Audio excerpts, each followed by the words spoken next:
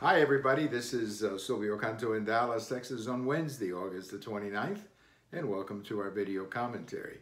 Well, the last of the primaries were held yesterday, Florida, Oklahoma, and Arizona. Very interesting because you had 3 time zones. So you had to wait basically for one result and then the next and then the next. So it was kind of interesting to watch in that sense.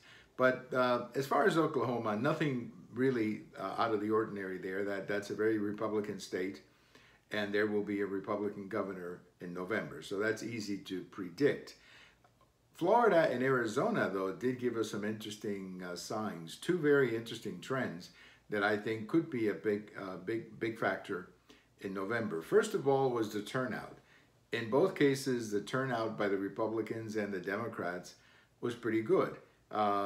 In fact, I think in both cases, more Republicans turned out, but certainly you had a good turnout on both sides. So that's a sign that you're going to have some competitive elections in November. I think in Arizona, the race for governor should go Republican or should stay Republican, but the race for the Senate is very much up in the air. There you have a contrast between a very conservative Republican lady and a very liberal Democrat lady, and we'll see how that turns out in November.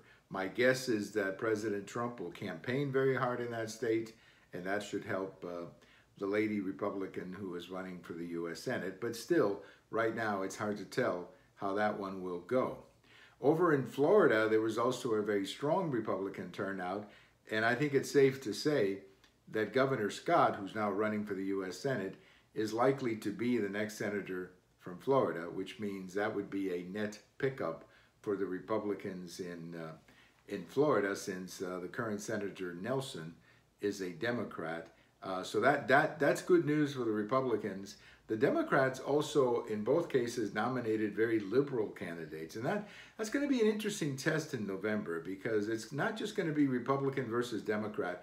It's really going to be a test of ideologies. I mean, the man who's running for governor, Democrat governor, in Florida is a Sanders delegate or a subscriber to the liberal ideas of Sanders, and the lady who's running in Arizona for the Senate, the Democrat lady, is also a strong supporter of Sanders. So I think it's going to be a test of ideologies, liberal versus conservative, and we'll see what happens in November. As far as Arizona, I'm going to guess that Senate race is very much up in the air at the moment.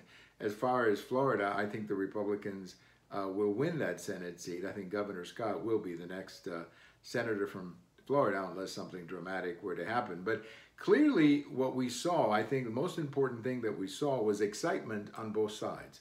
And that's important. That's important, especially for the Republicans, because usually the first election for a president, the first congressional election for a president, can often be a downer.